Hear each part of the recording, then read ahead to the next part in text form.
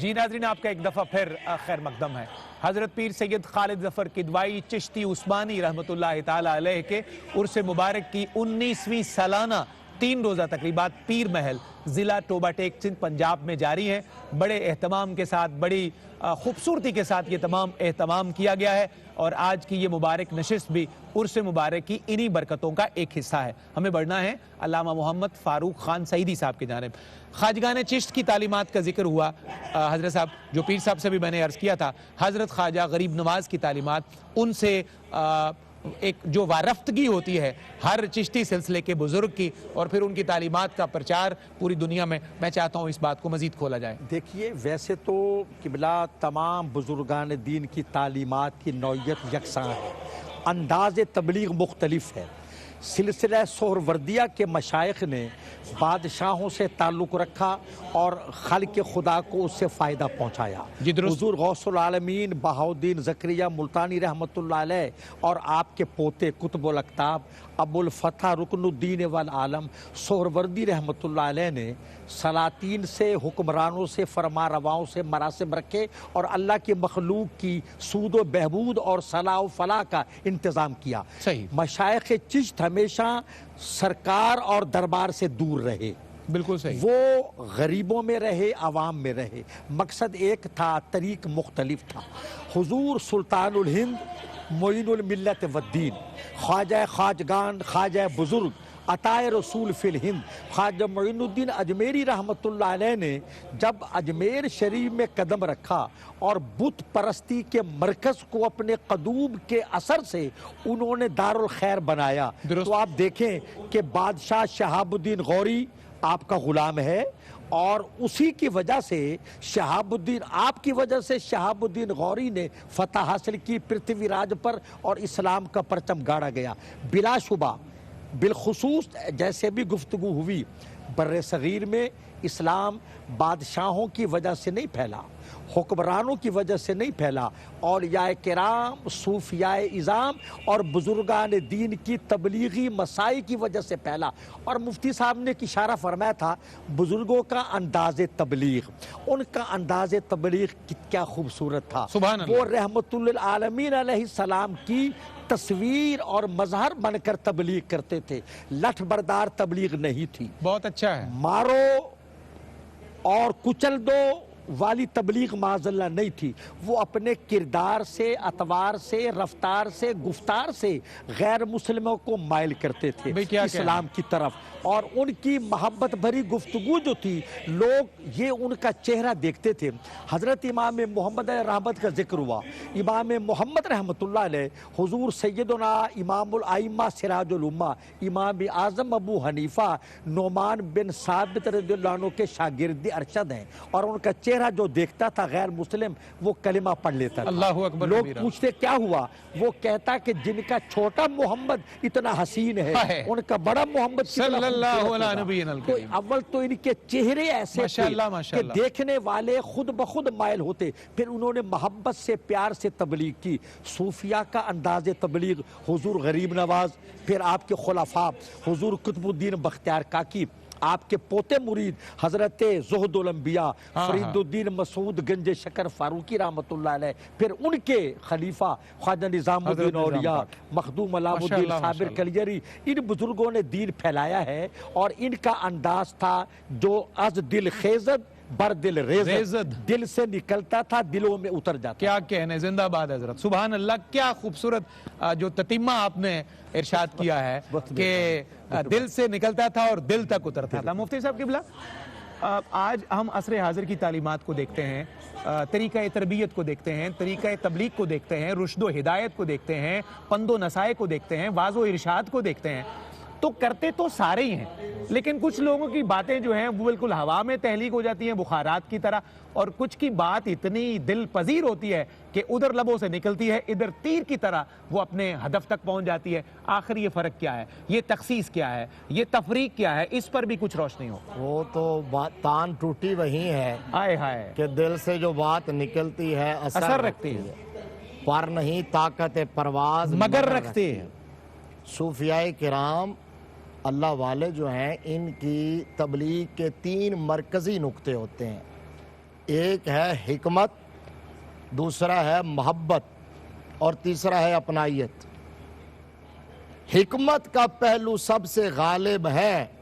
صوفی یہ دیکھتا ہے کہ ضرب کہاں لگانی ہے، اللہ اکبر، لوہا گرم ہوا ہے کہ نہیں ہوا، اور حکمت کا پہلو۔ یہاں لوہار والی لگانی ہے یا سنار والی لگانی ہے۔ ہائے ہائے ہائے۔ صوفی یہ دیکھتا ہے، بیسکلی ہمارے بزرگ کہتے ہیں کہ 1 من علم کے لیے 10 من عقل چاہیے۔ اللہ اکبر۔ تو آپ کیلو کال سیکھ لیں، لیکن آپ وہ حکمت، حالانکہ ہمارے درسیات میں یہی پڑھایا جاتا ہے، اسی کو ہم کہتے ہیں مقتضائے حال۔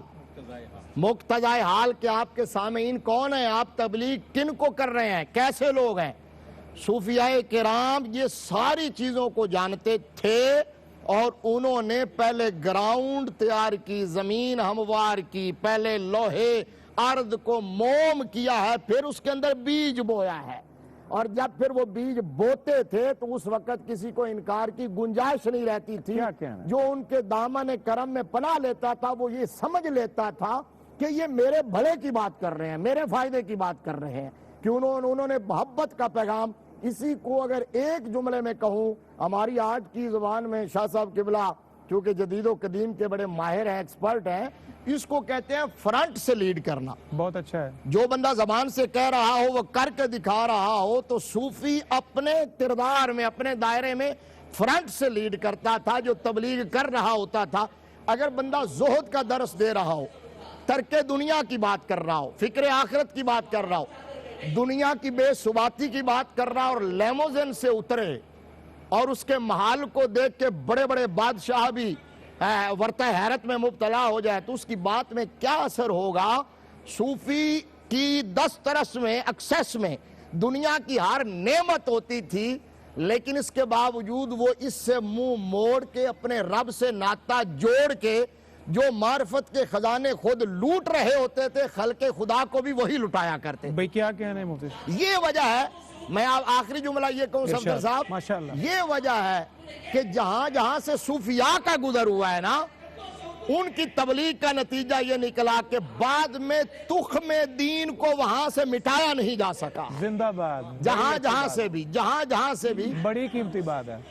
کچھ قبلہ کی بات کو بڑھاتا ہوں کہ حضرت عارف روم کا شعر ہے، ارشاد، چیست دنیا از خدا غافل بوجھا، نیکی مارو نکراؤ فرزند و زن۔ اور اس کو اردو کے شعر میں کسی نے یوں پیش کیا کہ دنیا میں ہوں، دنیا کا طلبگار نہیں ہوں، بازار سے گزرا ہوں، خریدار نہیں ہوں۔ یہ ہے جی، بس ماشاءاللہ حافظ صاحب زندہ بادی سلامت رہیں۔ یہی بات ہے صفدر صاحب کہ صوفیاء نے جہاں جہاں تبلیغ کی ہے، آج بھی وہاں دین کی، اسلام کی جڑیں، اخلاقیات کی، اقدار کی، ویلیوز کی پختہ ہیں، مضبوط ہیں، اور لوگ ان سے جڑے ہوئے ہیں جہاں جہاں سے صوفیاء کا گزر ہوا ہے۔ اور یہی اصل میں ڈیفرنس ہے عام بندے کی تبلیغ کا اور صوفیاء کی تبلیغ کا۔ زندہ باد مفتی صاحب۔ ڈاکٹر صاحب قبلہ، آپ کے جد اعلیٰ حضور مولا کائنات کے ایک مفہوم میرے ذہن میں آتا ہے، آپ نے کسی موقع پر ارشاد فرمایا تھا کہ مزہ تب ہے کہ تم کچھ نہ بھی بولو تو لوگ تمہاری طرف مائل ہو جائیں، یعنی کہ تمہاری شخصیت میں اللہ رب العزت نے اتنی اٹریکشن، اتنی انسپائریشن رکھی ہو کہ تمہارے بولنے کے بغیر بھی تمہاری شخصیت کا جادو چل جائے۔ تو یہ طریقہ تبلیغ کیسا ہے جس میں بہت کم بولنا پڑے، جس میں لفظ تھوڑے ہوں لیکن ان کی نصیحت میں اثر اتنا زیادہ ہو کہ لوگ آپ کی طرف کھنچتے چلے آئیں؟ یہ طریقہ تبلیغ یا یہ لوگوں کو اٹریکٹ کرنے کا انداز کیسا ہے؟ صفدر بھائی، اولیاء کرام اپنے ارادت مندوں سے تقاضا کس بات کا کرتے ہیں؟ مریدین کی تعداد کا زیادہ ہونا یہ معنی نہیں رکھتا، لیکن جو آنے والا ہے اسے عطا کیا فرمانا ہے۔ ویسے ڈاکٹر صاحب جملہ معترضہ سمجھیں، آج کے دور میں یہ بڑا میٹر کرتا ہے۔ جو پیری کے رجسٹر ہیں وہ بڑے آج کل پرائورٹیز یہی ہیں۔ بہرحال مجھے کہنے دیجئے، بہرحال مجھے اتنا حق ہے کہنے کا کہ جن کو پینے کا سلیقہ ہے وہ پیاسے ہیں قتیل، جتنے کم ظرف ہیں میخوار بنے بیٹھے ہیں۔ اگر یہ طریقہ ہو تو وہ ایک الگ بات ہے، لیکن بہرحال آپ اپنی بات جاری رکھیں۔ حضرت سیدنا غوث اعظم نے ارشاد فرمایا تھا کہ زندگی ایسے گزارو کہ کن مع اللہ بلا خلق ہائے وکن مع الخلق بلا نفس، اللہ اکبر، کہ اللہ کے ساتھ ایسے ہو جاؤ مخلوق درمیان میں نہ ہو، اور مخلوق کے ساتھ ایسے جڑ جاؤ تیرا نفس درمیان میں نہ ہو۔ اللہ اکبر، اب فرمانے والے تو فرما گئے، سبحان اللہ، غوث اعظم تو گزر گیا، آپ نے جو ارشاد فرمایا آپ کو عمل کرے گا تو میرا رب اسے بھی زیادہ راہ عطا فرمائے گا۔ ہمارا المیہ یہی ہے جس کی طرف آپ نے اشارہ کیا کہ اللہ کے ساتھ جڑنے سے پہلے ہم مخلوق کو دیکھتے ہیں، اور مخلوق کی طرف جانے سے پہلے اپنے نفس کی طرف دیکھتے ہیں۔ چلیں نفس کا بھی مسئلہ نہیں ہے، لیکن آپ نفس امارہ کو تو چھوڑیے نا، نفس لوامہ کو تو چھوڑیے نا۔ اگر آپ کا نفس مطمئنہ ہو گیا ہے تو پھر میرا رب اسی نفس مطمئنہ کو پھر نفس راضیہ بھی بنا دیتا ہے اور نفس مرضیہ بھی بنا دیتا ہے۔ لیکن ہم اپنی نفسانی خواہشات کی اتباع میں زندگی گزارتے ہیں۔ تو اولیاء اللہ، صدیقین، صالحین وہ کیا چاہتے ہیں کہ ہمارے پاس جو آئے، جو ہمارا مرید بنے، اس کے اندر 4 اوصاف ضرور ہونے چاہیے، جس کی طرف قبلہ نے اشارہ فرمایا۔ ان کا انداز تربیت اس چیز کو ظاہر کرتا تھا۔ آپ نے فرمایا کہ اگر لیموزین سے اتریں اور بات زہد کی کریں، چلیں بات تو بندہ کر سکتا ہے لیکن وہ اثر پیدا نہیں ہوگا، وہ برکت نہیں ہوگی۔ باتیں تو کرنے والے کر ہی رہے ہیں لیکن اثر نہیں ہے، اور اثر کی یہی وجہ ہے۔ اور وہ کیا چاہتے تھے؟ 4 اوصاف ہمارے مریدوں میں ہونا چاہیے۔ جو ہمارا مرید بنے وہ مومن ہونا چاہیے۔ مومن سے مراد کیا صرف زبان سے کلمہ پڑھنا؟ نہیں، مومن وہ ہے جس کی طرف میرے رب نے صفت امن کو منسوب فرمایا ہے کہ آپ کے مرید کو ایسا مومن ہونا چاہیے جو اس کے قریب آئے اسے ایمان بھی نصیب ہو جائے اور دل کا امن بھی نصیب ہو جائے۔ اگر آپ قریب آنے والے تک اصول تکفیر سے ہٹ کر اپنی مرضی سے فتوے صادر کرتے رہیں گے تو پھر تو امن ختمہ ہو جائے گا، پھر تو فتنہ و فساد کی طرف ہم جائیں گے۔ وہ خود بھی مومن ہوتے تھے، آنے والے کو بھی مومن بناتے تھے، وہ خود بھی سلام ہوتے تھے، سلامتی والے ہوتے تھے، آنے والے کو بھی سلامتی کا درس دیتے تھے، وہ خود بھی معز ہوتے تھے، عزت دینے والے تھے، آنے والے کو عزت دیتے تھے۔ بعض اوقات جو کوتاہ اندیش مرید ہوتا ہے وہ اپنے پیر کو کسی کو عزت دیتے ہوئے دیکھے تو وہ سوچتا ہے کہ یہ تو پتہ نہیں ٹھیک نہیں ہو رہا، حضرت کی شان کے لائق نہیں ہے، لیکن وہ ہمیں یہ درس دے رہے ہوتے ہیں۔ اگر میں انہیں عزت دینے والا ہوں تو میرے مرید کو بھی عزت دینی چاہیے۔ میں آسان سی بات یہ کرتا ہوں، چلیں پیروں مریدوں کی باتیں تو سب کو سمجھ نہیں آئے گی، بات صرف اتنی سی ہے، اگر ماں باپ اپنی اولاد کو احترام اور تعظیم دیں گے تو وہ کیوں نہیں اپنی ماں اور باپ کا احترام کریں گے؟ وہ اگر انہیں صاحب کہہ کے بلائیں گے، جی کہہ کے بلائیں گے تو وہ تو اپنے ماں اور باپ کے قدموں پہ قربان ہو جائیں گے۔ یہی تو اولیاء اللہ کرتے تھے، اللہ کے کنبے کو اسی طرح درس دیتے تھے۔ اور آخری جملہ یہ ہے، اولیاء یہ چاہتے ہیں، جن کا عرس ہوتا ہے وہ یہ چاہتے ہیں، جو خالد ہو جاتے ہیں وہ یہ چاہتے ہیں، چاہتے یہ ہیں کہ میرے پاس آنے والا بھی ستار ہو، پردہ پوش ہو، دوسرے لوگوں کے عیب اچھالنے والا نہ ہو، عیبوں پہ پردہ ڈالنے والا ہو۔ جو آج دنیا میں کسی کے عیب پہ پردہ ڈالے گا، میرا کریم رب برود محشر اس کے عیب پہ پردہ ڈالے گا۔ زندہ باد ڈاکٹر صاحب، سبحان اللہ۔ محترم پیر قمر الشکور احمد صاحب، اولیاء کی تبلیغ کے انداز اور اس کی کچھ جھلکیاں، اس کے کچھ منظر نامے اس پروگرام کے حصے میں ہمارا موضوع ہیں، آپ اس حوالے سے اپنا حصہ کیا ڈالتے ہیں اس نشست میں؟ کسی بھی کامل بزرگ کے لیے اور صوفی کے لیے بہت ساری دیگر خوبیوں کے ساتھ ساتھ ماہر نفسیات ہونا بھی ضروری ہے۔ یہ اچھی بات، بڑی خوبصورت بات ہے، بہت ضروری ہے۔ مبلغ کے لیے ماہر نفسیات ہونا یعنی کہ لوگوں کی نفسیات کو جاننا اس کے لیے بڑا ضروری ہے۔ ضروری ہے کہ اس کے ساتھ ٹریٹ کیسے کرنا ہے، اس کو اصلاح کیسے، بڑی زبردست بات آپ نے کی ہے۔ میں ایک چھوٹا سا ایک واقعہ سلسلہ علیہ چشتیہ کیا ہی برکت حاصل کرتے ہوئے، حضور خواجہ قطب الدین بختیار کاکی رحمۃ اللہ تعالیٰ ایک بار علیل ہو گئے اور طرح طرح سے آپ کا علاج معالجہ جو ہے وہ خدام ہر روز طبیب لے کے آتے، لیکن شفا جو تھی وہ نہیں ہو رہی تھی، وقت نہیں آیا تھا مالک کی طرف سے۔ کسی نے عرض کیا یہاں ایک ہندو سادھو ہے، اس کی نگاہ میں یہ تاثیر ہے کہ وہ مریض کو سامنے بٹھاتا ہے اور اس کی مرض جو ہے اپنی توجہ سے سلب کر لیتا ہے۔ اللہ اکبر۔ تو اجازت ہو تو ہم لائیں۔ آپ نے فرمایا کہ نہیں، یہ ہمارے ایمان کے خلاف ہے، مزاج کے خلاف ہے، ہماری غیرت عشقی کے خلاف ہے کہ ہم کسی غیر مسلم سے شفا یابی کی توقع کریں اور عالم اسباب میں اس کو اختیار کریں۔ ایک دن 2 دن اصرار جب بڑھا تو آپ نے اس سے حکمت الہیہ سمجھتے ہوئے آپ نے اجازت دے دی کہ ٹھیک ہے لے آؤ۔ وہ جب آیا ہندو سادھو فقیر جو تھا، اس کو آپ کے سامنے وہ بیٹھا تو اس نے توجہ کی، اور واقعی اس کی توجہ سے آپ کی وہ جو بیماری تھی وہ ختم ہو گئی، علالت ختم ہو گئی۔ آپ نے اس سے پوچھا کہ تو نے یہ کمال کیسے حاصل کیا؟ اس نے کہا میرا جو استاد تھا، گرو تھا، جس نے مجھے یہ سارا علم سکھایا، اس نے پہلا سبق مجھے یہ دیا تھا کہ تو جو نفس تیرا چاہے تو نے اپنے اس نفس کی خواہش کے خلاف کرنا ہے۔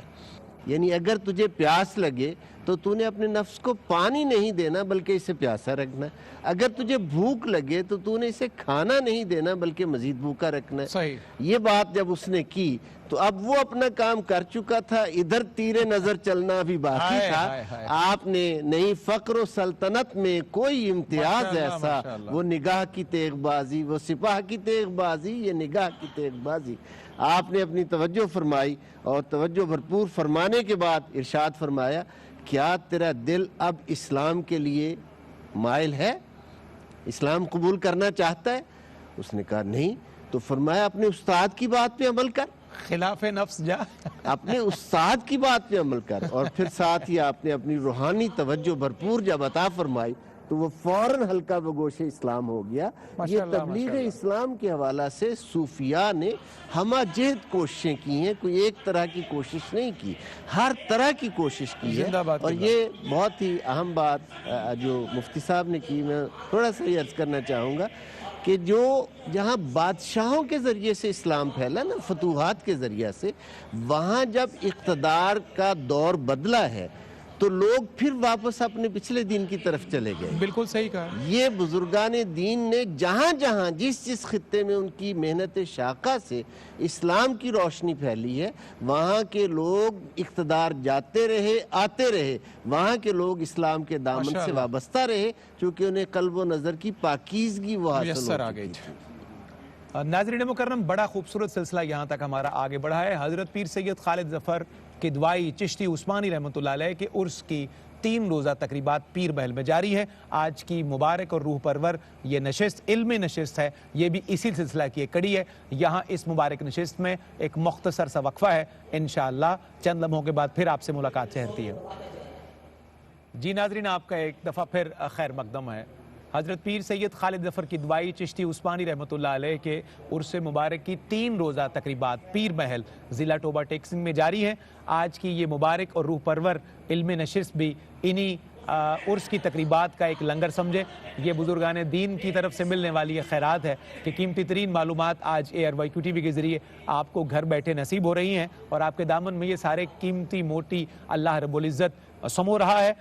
پروگرام کے یہ اختتامی لمحے ہیں، اور اس میں ہم اپنے معزز اور مکرم مہمانوں سے پیغامات وصول کریں گے اس نشست کے خلاصہ کلام کے طور پر، لب لباب کے طور پر، تتمہ، خلاصہ، کنکلوژن اس پروگرام کا، اس نشست کا، اس کے ٹاپک کا وہ کیا ڈرا کرتے ہیں۔ میں سب سے پہلے گزارش کروں گا علامہ محمد فاروق خان سعیدی صاحب سے۔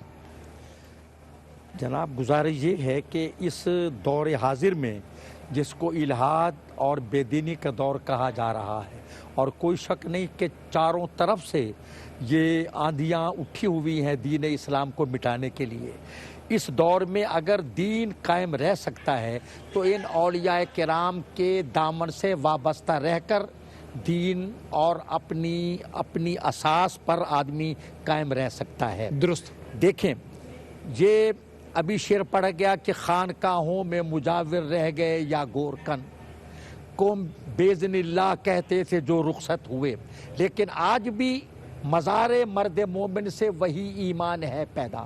اور حضرت سلطان باہو فرماتے علیہ الرحمہ، نام فقیر تناندہ باہو قبر جنادی جیوے۔ اولیاء کرام اپنی قبور مطہرہ میں جانے کے بعد ان کے فیوز و برکات بڑھ جاتے ہیں، زندگی کی نسبت بعد وصال ان کے تبرکات فیوز و برکات میں اضافہ ہو جاتا ہے، ان سے وہی فیض ملتا ہے جو ان کی زندگی میں ملتا تھا، اس سے زیادہ ملتا ہے، بشرطے کوئی اخذ و قبول کرنے والا ہو۔ اور دوسری بات کہ لسانیت، وطنیت، قومیت کی عصبیت کے دور میں اگر اتحاد، یکجہتی، امن، یگانگت اور وحدت کا پیغام مل سکتا ہے تو اولیاء کرام کے آستانوں سے ملتا ہے، درست کہ جہاں کافر کو بھی دھکے نہیں دیے جاتے، سینے سے لگا کر دولت ایمان سے مالا مال کیا جاتا ہے۔ تو اعلیٰ حضرت مجدد ملت شاہ احمد رضا خاں حنفی قادری علیہ رحمت نے جو ولی کے بارے میں، جو مرشد کے بارے میں شرائط لکھی ہیں، ان میں یہ ہے کہ وہ شریعت کا پابند ہو اور دین سے باخبر ہو، مسائل دینیہ جانتا ہو اور اس کا سلسلہ طریقت سرکار تک متصل ہو، درست، درمیان انقطاع نہ ہو، انقطاع نہ ہو، پہنچتا ہو سرکار تک، اور یہ کہ عقیدے کا درست ہو۔ یہ رنگ برنگے لباس، یہ نیلے پیلے کپڑے، یہ ولایت کی علامت نہیں ہے۔ غالباً شیخ سعدی علیہ رحمت کے شعر ہے، خاک ساران جہاں را بحقارت منگر تو چے دانی کہ دری گرد سوارے زندہ باد باشد۔ حضرت، سبحان وہی اللہ۔ آپ کا پہلا سوال تھا، عجز و انکسار والا ولی خاکسار ہے، اور خاکساری ہی میں من تواضع للہ رفعہ اللہ، جو اللہ کے لیے عاجزی اختیار کرے اللہ اسے بلند فرماتا ہے، سر بلندی عطا فرما دیتا ہے۔ تو یہی پیغام ہے اولیاء کرام کے آستانوں کا، کہ یہاں سے پیغام محبت ملتا ہے، اور پاکستان کا قیام بھی انہی کے صدقے میں وجود میں آیا۔ بہت خوبصورت، ماشاءاللہ۔ مفتی صاحب قبلہ کیسے سم اپ کیجئے گا آج کی اس نشست کو؟ قرآن پاک میں اللہ تبارک و تعالیٰ نے فرمایا وَأَمَّا مَا يَنْفَعُ النَّاسَ فَيَمْكُثُ فِي الْأَرْضِ، فرمایا جو لوگ لوگوں کے لیے نفع بخش بن جاتے ہیں، میں زمین میں انہیں قرار دے دیتا ہوں۔ کیا بات ہے! ان کے تذکرے زندہ رہتے ہیں، ان کی یادیں باقی رہتی ہیں، ان کے عرس منائے جاتے ہیں جو لوگوں کے لیے نفع بخش بن جاتے ہیں۔ لہذا اولیاء اللہ کے آستانوں سے یہ پیغام ہے کہ اگر کوئی چاہتا ہے کہ اس کا ذکر زندہ رہے، اس کا نام زندہ رہے، اس کا تذکرہ باقی رہے، تو وہ خلق خدا کے لیے نفع بخش بن جائے۔ اقبال نے کہا تھا کہ خدا کے بندے تو ہیں ہزاروں، بنوں میں پھرتے ہیں مارے مارے، میں تو اس کا بندہ بنوں گا جس کو خدا کے بندوں سے پیار ہوگا۔ اولیاء اللہ کے آستانوں پہ خلق خدا سے پیار کیا گیا۔ الخلق کلہم عیال اللہ واحب الخلق الی اللہ انفعہم لعیالہ، یہ پوری مخلوق جو ہے وہ اللہ کا کنبہ اور قبیلہ ہے، اور اللہ کو اپنے بندوں میں سے وہ بڑا محبوب ہے جو اس کے کنبے اور قبیلے سے پیار کرتا ہے، بھائی کیا کہنا ہے؟ جو اس کے جس طرح ہر بندے کو ایسا ہوتا ہے۔ لہٰذا اولیاء اللہ کا پیغام یہ ہے، آستانوں کا پیغام یہ ہے، صوفیاء کرام کا پیغام یہ ہے کہ خلق خدا میں محبتیں تقسیم کیجئے، امن کے پیغامبر بن جائیے، لوگوں کو اپنائیت کا درس دیجئے، لوگوں کے لیے نفع بخش بن جائیے، تو آپ کے تذکرے، آپ کا ذکر زندہ و جاوید ہو جائے۔ بہت خوبصورت مفتی صاحب۔ پیر صاحب قبلہ کیا پیغام نشر کیجئے گا آج کی اس مبارک نشست کے خلاصہ کلام کے طور پر؟ بہت ہی خوبصورت گفتگو بھی ہوئی، بہت خوبصورت پیغامات کا سلسلہ بھی ہے۔ میں تھوڑا سا ایک اہم پیغام جو سمجھتا ہوں موجودہ حالات کے تناظر میں وہ عرض کرنا چاہتا ہوں۔ اہل اللہ کا تذکرہ تو کبھی ختم ہو ہی نہیں سکتا۔ وہ یہ ہے کہ آج ہمیں چاہیے کہ ہم اپنے بچوں کو وقت دیں۔ آج کے دور کا یہ ایک بہت بڑا مسئلہ ہے کہ والدین اپنے بچوں کو وقت نہیں دے پاتے۔ جو کچھ آپ اچھا سنتے ہیں، اچھا پڑھتے ہیں، اس اچھے کو اپنی اگلی نسل میں منتقل کیجئے، تبھی یہ چراغ جو ہے آگے سے آگے روشن رہیں گے، وگرنہ موجودہ جو لہر ہے، میڈیائی لہر جو ہے مختلف قسم کی، یہ ہماری اگلی نسل کو بہا کر لے جائے گی۔ اس حوالہ سے ہمیں بزرگان دین کی تعلیمات، دین حقہ کی تعلیمات، حضور سید عالمین صلی اللہ علیہ وآلہ وسلم کی سیرت طیبہ کا کوئی خوبصورت گوشہ ہر روز اپنے بچوں کو کچھ وقت دے کر، ان کو بٹھا کر اپنے پاس قریب کر کے ان کو کوئی نہ کوئی روز چیز جو ہے وہ سنانی چاہیے، اور ان کے معاملات پر توجہ رکھنی چاہیے کہ ہمارے بچے کیا کر رہے ہیں اور کس طرف جا رہے ہیں۔ ایک بار بہت بڑے مجمع میں مجھ سے یہ پوچھا گیا کہ نوجوان نسل کی یا اولاد کی بہتری کے حوالے سے کوئی اصول، کوئی اچھی سی بات ہمیں بتائیے۔ تو میں نے یہ عرض کیا سادہ سی بات ہے، ہو سکتا ہے آپ کے توسط سے یہ پیغام آگے تک پہنچے اور سمجھ میں آ جائے۔ میں نے کہا گھروں میں اگر بزرگ ہیں، بڑے ہیں، نانا نانی دادا دادی جو بڑے ہیں گھروں میں، اپنی نوجوان نسل کو ان سے مانوس کرو، بڑی اچھی ان بات کے قریب کرو، وہ ان کو اپنے اس کلچر سے مانوس کر دیں گے جو ہمارا اصل کلچر ہے۔ کیا بات یہ بڑی ضرورت ہے آج کی، بہت زیادہ بزرگان دین کی تعلیمات کے حوالہ سے جو اچھی خبر خیر کی بات ایک سربراہ خاندان کا سنتا ہے، اس تک پہنچتی ہے، اسے چاہیے کہ وہ اسے اپنی اگلی نسل تک منتقل کرے۔ آج یہ جو آج اس سمیت آپ جیسے صاحب فہم لوگ بزرگ شخصیات موجود ہیں، یہ سارا فیض ہمارے بزرگوں نے ہم تک پہنچایا ہے، تبھی ہم تک یہ فیض پہنچا ہے، اور اس سلسلے کو ہمیں اس امانت کو آگے پہنچانا چاہیے اور منتقل کرنا چاہیے۔ بہت شکریہ ڈاکٹر صاحب قبلہ، کیا پیغام نشر کیجیے گا پروگرام کے ان اختتامی لمحات کے اندر؟ قبلہ میں صرف اس صورت مبارکہ کو بطور ہدیہ پیش کرنا چاہتا ہوں ارشاد ہو کہ حضرت امام شافعی رحمۃ اللہ علیہ نے ارشاد فرمایا تھا کہ جو بندہ اس صورت کو پڑھ لے، اس میں تدبر و تفکر کر لے تو اس کی نجات کے لیے کافی ہو جائے گی۔ اللہ اکبر۔ والعصر ان الانسان لفی خسر الا الذین آمنوا وعملوا الصالحات وتواصوا بالحق وتواصوا بالصبر۔ اور تواصی بالحق میں یہ آخری جملہ، اور یہی پیغام اللہ ہمیں عمل کی توفیق عطا فرمائے۔ کیا اولیاء ہمیشہ سے یہی بتاتے رہے ہیں کہ کھانا ہے تو حلال کھانا ہے، بولنا ہے تو سچ بولنا ہے، تو عقل حلال اور صدق مقال، یہی اولیاء کی درگاہوں کا خانقاہوں کا پیغام ہے۔ اللہ کریم ہمیں اس پہ عمل کی توفیق عطا فرمائے، کیونکہ حضرت سعد بن ابی وقاص نے عرض کیا تھا آقا میں یہ چاہتا ہوں کہ جب بھی دعا کروں نا میری ہر دعا قبول ہو جائے، تو میرا آقا نے ارشاد فرمایا اطیب مطعمہ کا تکن مستجاب الدعوات۔ تو اللہ کریم ہمیں اپنے معدے بھی پاک کرنے کی توفیق عطا فرمائے۔ بڑی کام کی بات، سبحان اللہ سبحان اللہ سبحان اللہ۔ بہت قیمتی ترین معلومات آج کی اس نشست کی روشنی میں ناظرین آپ تک پہنچی ہیں۔ آپ یقیناً مستفید بھی ہوں گے، مستفیض بھی ہوں گے اور مستنیر بھی ہوں گے۔ میں بہت شکر گزار اپنے معزز اور مکرم مہمانوں کا اور ان بزرگوں کا جنہوں نے بہت قیمتی معلومات آپ تک پہنچائیں۔ محترم پیر قمر الشکور احمد صاحب، علامہ محمد فاروق خان سعیدی صاحب، مفتی محمد طاہر تبسم قادری صاحب، جناب ڈاکٹر سید حامد بخاری شاہ صاحب، اللہ کریم آپ سب کی خیر فرمائے۔ آپ نے لوگوں کے لیے خیر کے پہلو تلاش کیے، اللہ آپ کی زندگی میں خیر کا اور برکات کا پھیرا فرمائے۔ اور بحیثیت میزبان محفل میرا پیغام آپ کے لیے یہ ہے مکرم ناظرین، یہ جو ولیوں کے آستانے ہیں، یہ جو ولیوں کے آستانے ہیں، یہ محبت کے کارخانے ہیں۔ یہ جو ولیوں کے آستانے ہیں، یہ محبت کے کارخانے ہیں۔ اپنی نظر میں آج کی دنیا، اپنی نظر میں آج کی دنیا، ان کی نظروں میں سب زمانے ہیں۔ اپنی نظر میں آج کی دنیا، ان کی نظروں میں سب زمانے ہیں۔ اور یہ بات بانداز دیگر کئی دفعہ اس پروگرام میں اسی مختصر نشست میں ہم نے دہرا دی ہے۔ شریعت اور طریقت کے بہت سارے مظاہر کا اور ان کے بہت سارے مدارج اور مراتب کا ذکر ہوا، تو میں بات اسی پر ختم کرتے ہوئے اجازت کا طلبگار ہوں۔ اپنی نظروں میں آج کی دنیا، ان کی نظروں میں سب زمانے ہیں۔ تم طریقت سے ان کو مت ناپو، فقط طریقت سے ان کو مت ناپو، یہ شریعت کے بھی خزانے ہیں۔ فقط طریقت سے ان کو مت ناپو، یہ شریعت کے بھی خزانے ہیں۔ یہ جو ولیوں کے آستانے ہیں، یہ محبت کے کارخانے ہیں۔